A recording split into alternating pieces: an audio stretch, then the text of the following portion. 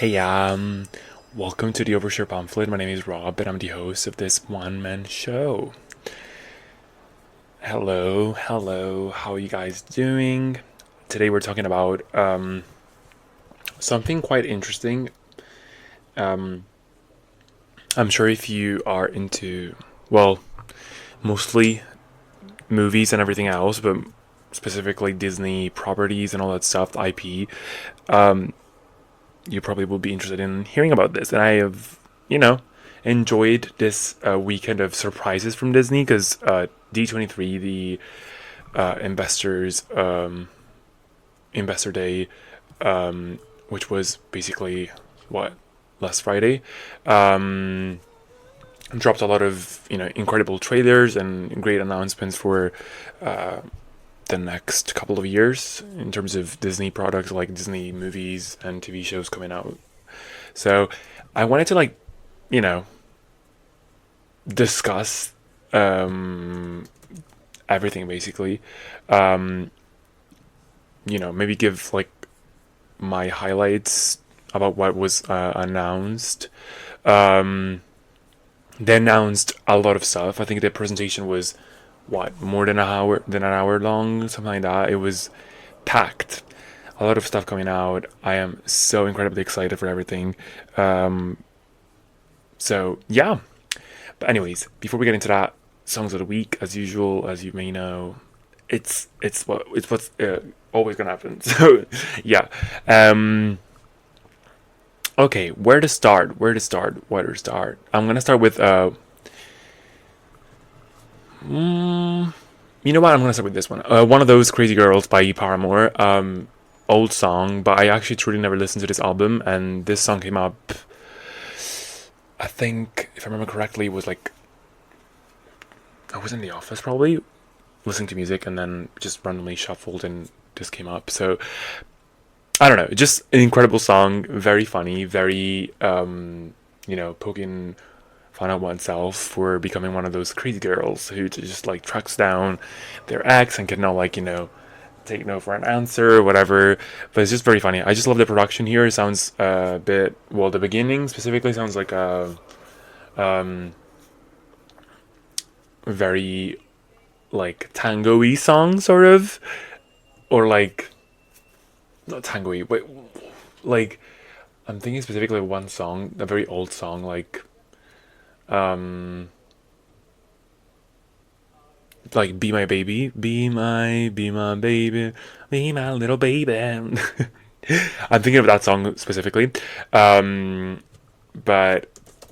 yeah, and then it gets into like a bit of a raw rock ballad sort of, not really ballady, but very rockish, very funny.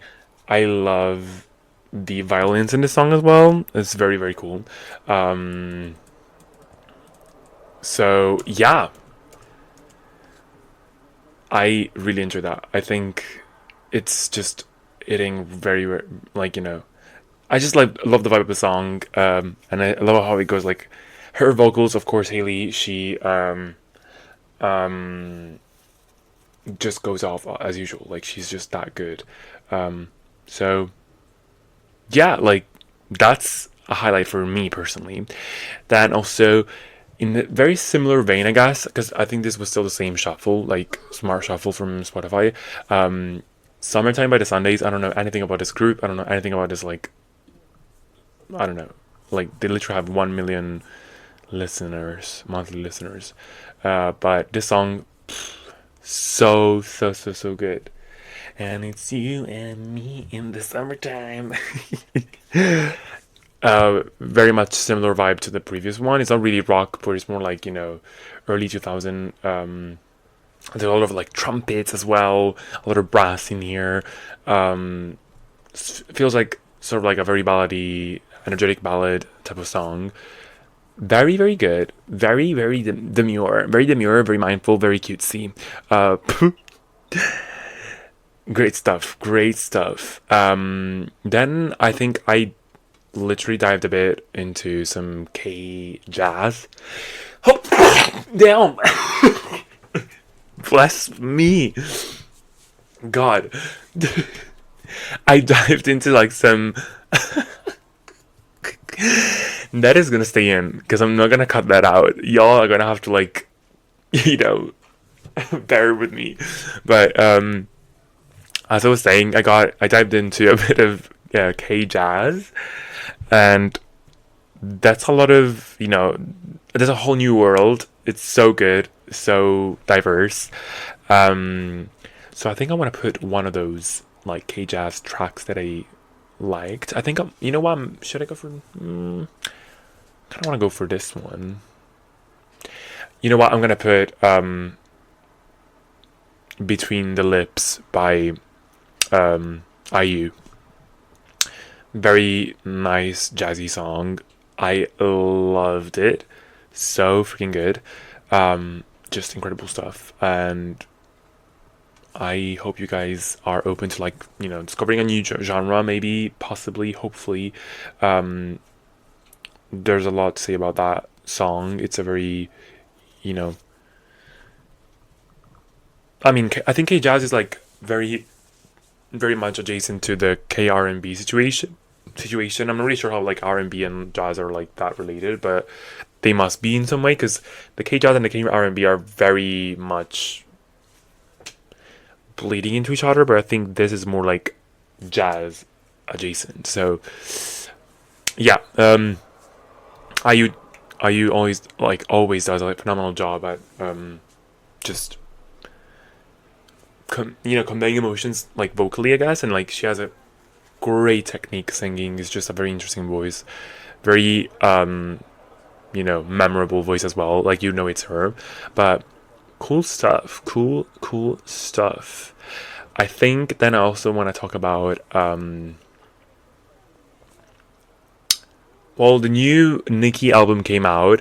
A lot of great tracks there. I think I want to include Buzz, the title track, in there because it's a very cool track. Very mellow, very very typical singer-songwriter type of track. Very cool. I think what really is doing it for me is the video. I don't know if you ever watched any Nicki video, but this one is like top notch. It's like throughout the entire like video, it's only a moment between her and like her ex or something. I don't know. It was passing by the car, by in the car. Like he's driving a car and like he's passing by, but she's like in this like very short fragment. Like basically, she is pondering on whether like she should reach out or not. Like she should like go with him or not. And you see like this freeze up moment for the entire music video, and then it cuts to like different scenarios in her head and like different memories and like different notions of love, I guess, and all that stuff. So very cool stuff, very artistic, very demure. Loved it personally, and I think you guys should check it out for sure. Then I think what I've also very much been into lately specifically is EDM. Like specifically I'm talking about 2010 EDM. I don't know why, but actually I do know why. I think it's always Forever by Baby Monster talked about this like whenever it came out. I've been obsessed with this fucking song ever since it came out. I've been listening to it every day multiple times. I think it might reach my most streamed song of the year, so watch out for that. It's gonna be interesting. But this song, Forever by Baby Monster, was a big throwback, I guess, to like the 2010 EDMs. Personally, like it reminded me so much of Pitbull, all of that, like sort of like Florida as well. Like now I've been listening again to like Wild Ones with Florida and Sia. So I was on a prowl for like new EDM songs, and I found this like collaboration that I didn't know anything about it. And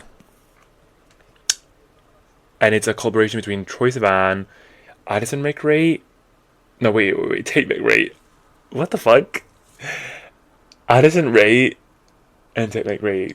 It's Troye Sivan and Tate McRae.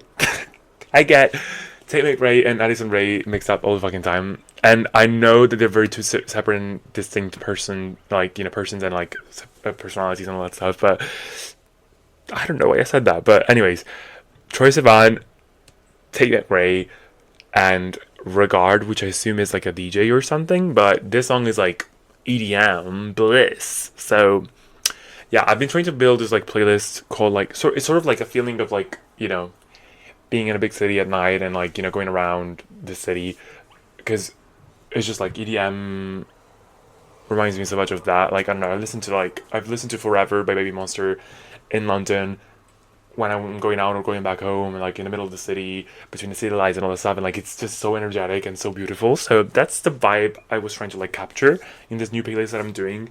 But yeah, I ran into this song and I'm like, you know what, it's a slay. It's a great moment for the culture. So that's gonna go in as well. And these are pretty much it for the month. I don't want to overflow it, so y'all gonna have to like put up with me because I don't want to do too much. So let's move to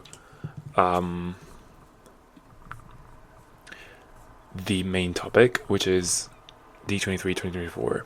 So as I said, Disney this Friday had an investor presentation, and I feel like this year it's been even more like high budget than usual. I think it's like an event that I've been doing every single year, but every single year it gets better and better and better. And this year they rented a full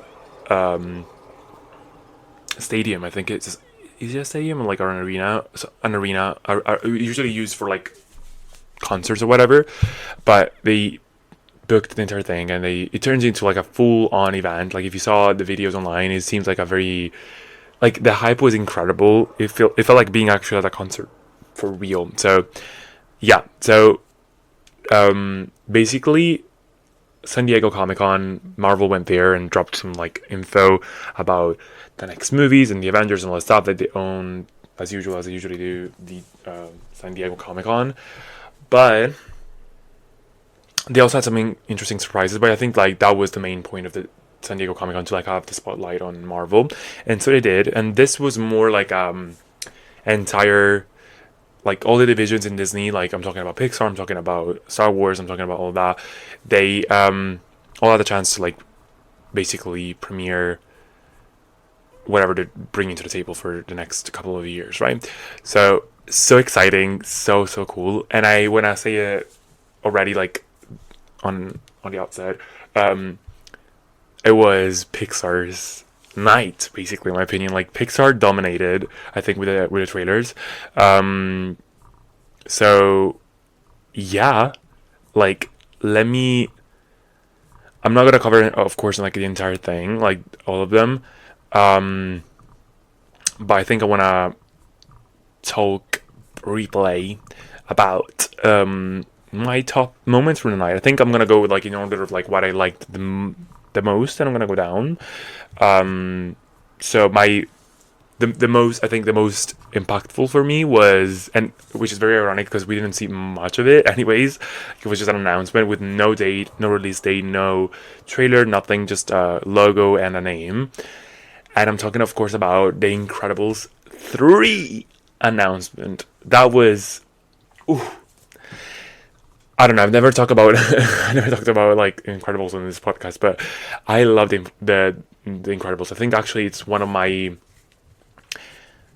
childhood favorite franchises, but also I'm like they haven't really done that much. So they've only done 2 movies, but I think just in general their world, like the lore and everything, is just so good. Like that's what the Fantastic Four are basically, but we never really got the same feeling. Like you never get the feeling of the combination of their powers. Like they've never been translated super well in live action, but I think The Incredibles animation, they've done so much and it's so cool. I remember still watching the first one when I was very little, and then the second movie came out and I was like gobsmacked about how good it was as well.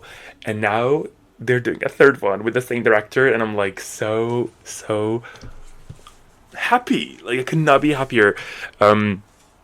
So yeah, it's a third installment, and it's gonna be, well, I hope it's gonna come out like, if they haven't given us anything, it means that it's still very much into early production, or maybe it's just like this, the deal just got struck. So I think, but since it's animation, I think, well, they don't really have to shoot, but it's just like fully like animated. So I think we're looking at a 2026 release date.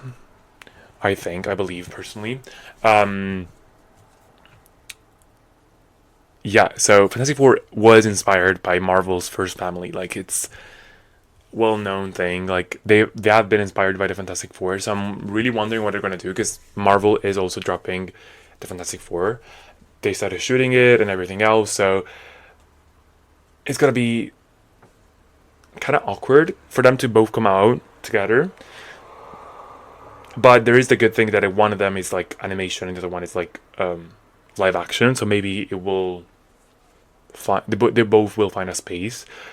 I mean, definitely, The Incredibles is more like family friendly and like more children oriented.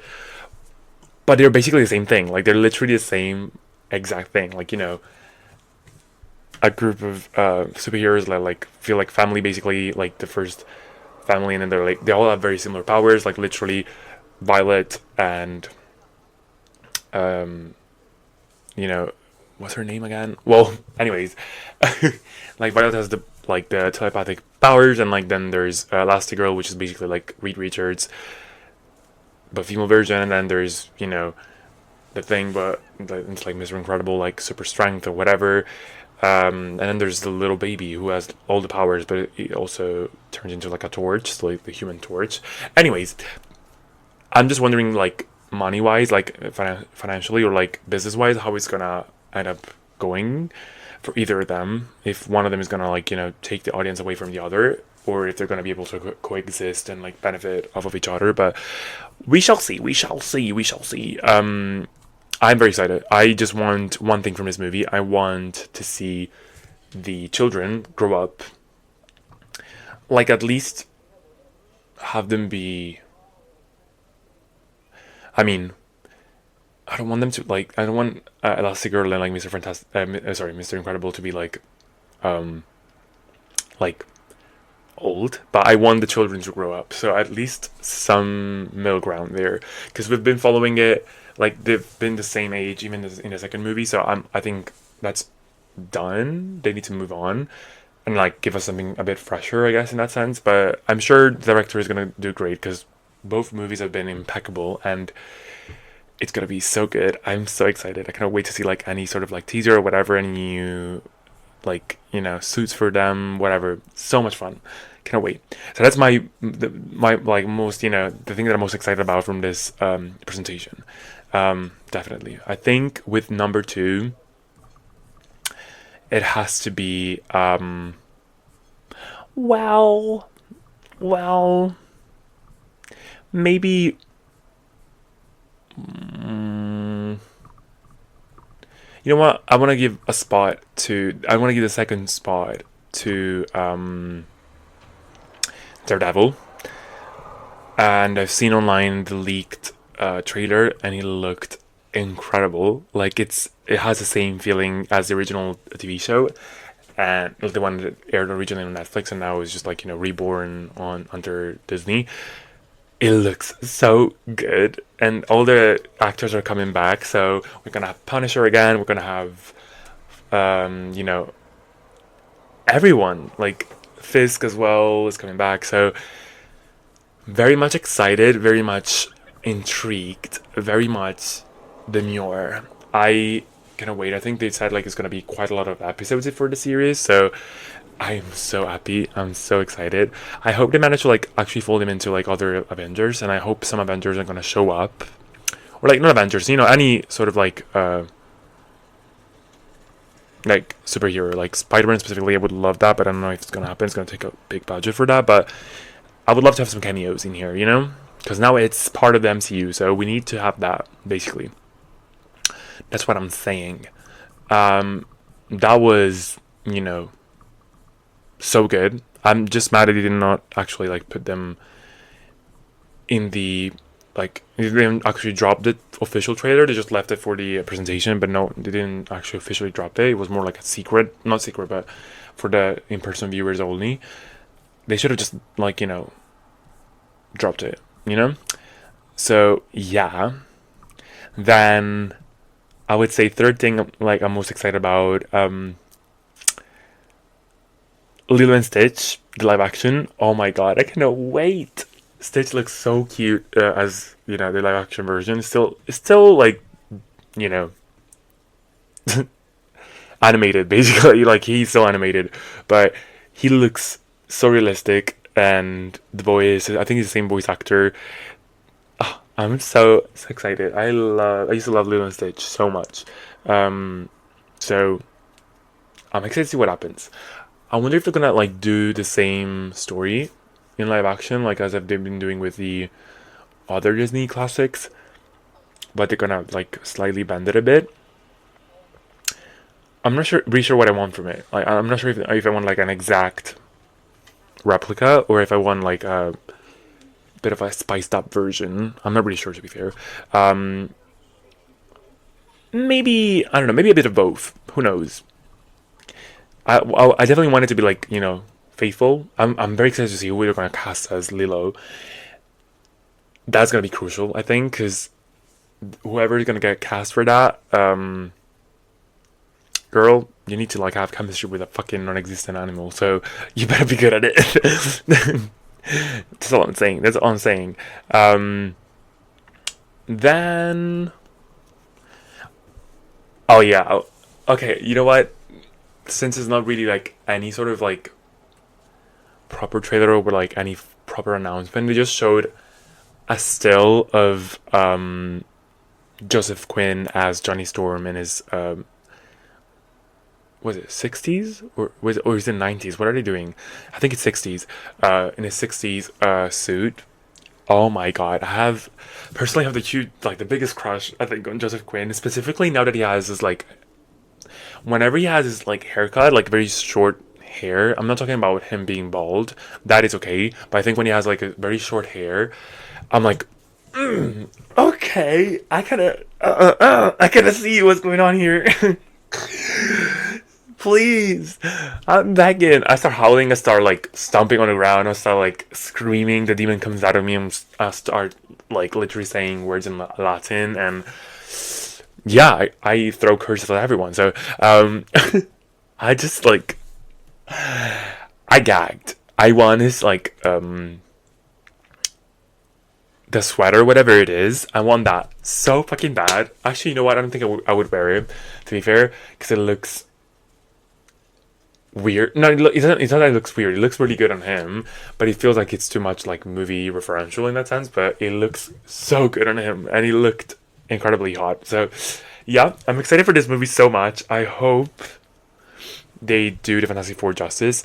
But we have Pedro Pascal. We have, you know, Vanessa Kirby as Sue Storm.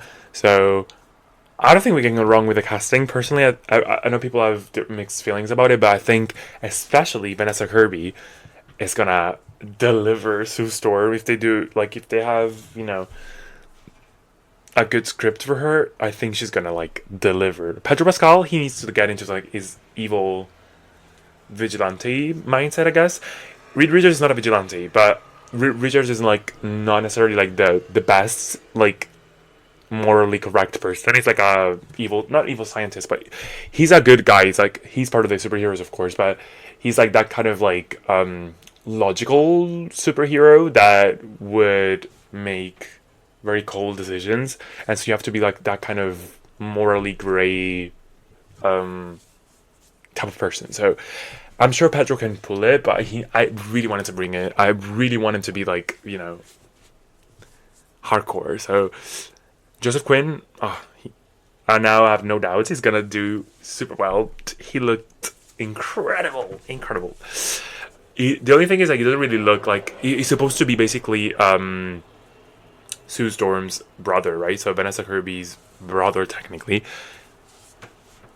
He doesn't really look like Vanessa Kirby at all, even though they tried like basically showing up with a blonde wig, basically.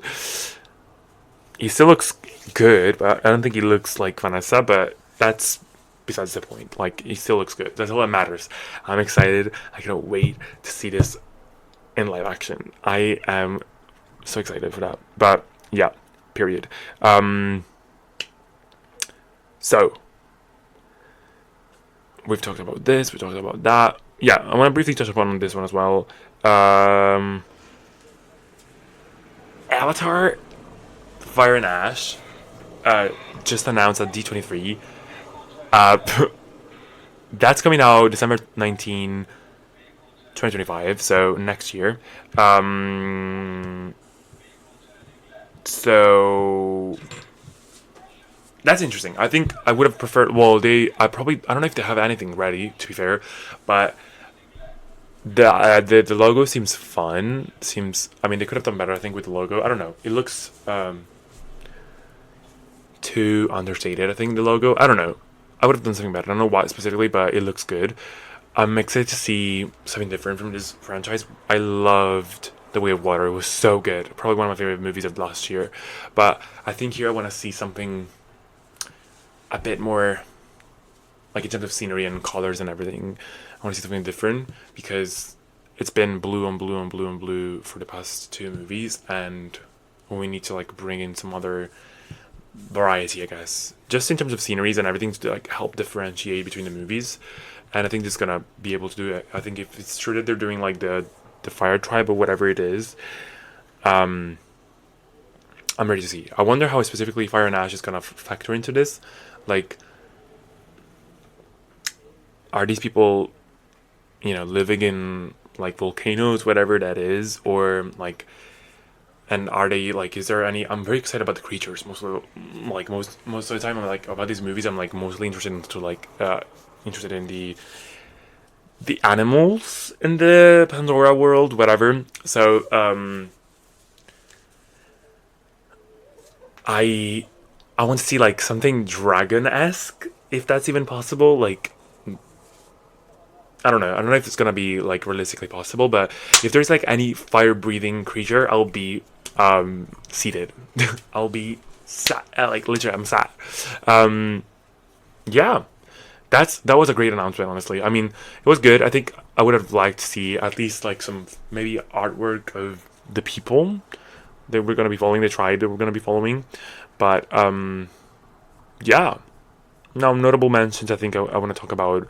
Well, I'm not gonna go in depth, but they did show another trailer for Agatha All Along. Looks fun. I'm not really sure about this TV show how it's gonna go, but it looks fun. Then they showed also a Skeleton Crew TV spot. I guess like it's a spot. I don't know. It's a Star Wars series. Cool. Then they announced Zootopia 2. They announced Elio. They announced Frozen 3. They announced Toy Story 5. They announced Moana 2. And then they showed also, of course, Snow White. I want to touch briefly upon Snow White. I am intrigued. Gal Gadot seems an interesting choice for the Queen. I think the acting and the laugh and everything is spot on. But I want to see the full thing. I want to see how she turns into like a old little grandma and see how it pays off. Rachel, incredible. I still think she's an incredible choice. The only problem I have is that Snow White, literally her name is because she's supposed to be like she's supposed to have like the palest skin ever and all that stuff. But whatever. I mean, it seems like we're not following the canon as usual. So whatever, we get what we get. But she's really good, very talented. I think she's very spot on for in terms of like voice and acting and all that stuff. So, and the trailer looked really good. It looked very similar to, in my opinion, like very similar vibe to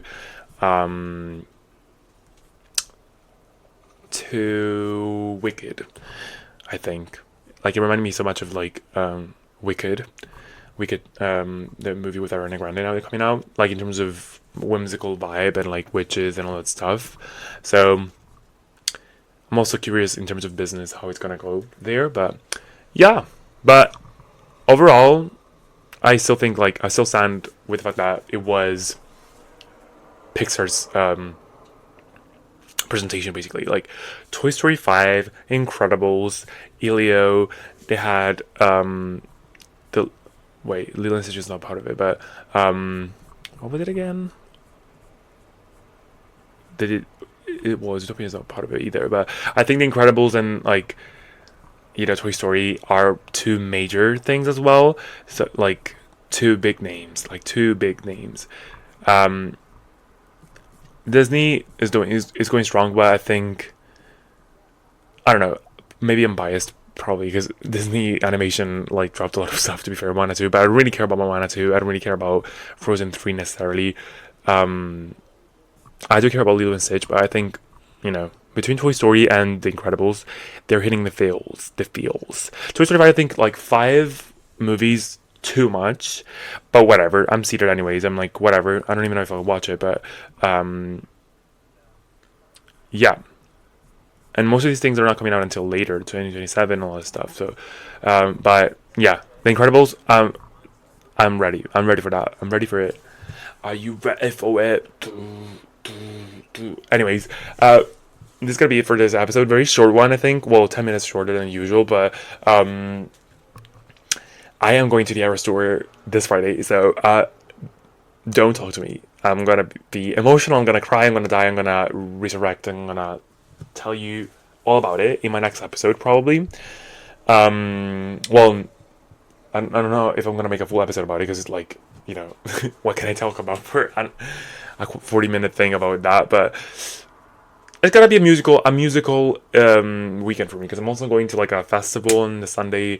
So I'm seeing Mitski, I'm seeing Ethel Kane, I'm seeing Biba Doobie, I'm seeing Girl in Red. Like, girl, what am I doing? This weekend is gonna be it. But yeah, see you guys in the next episode. Have a great week ahead, and just stay demure, stay cutesy, stay mindful. Just do better. And to all the bitches who are coming against me, y'all are gonna die. Damn.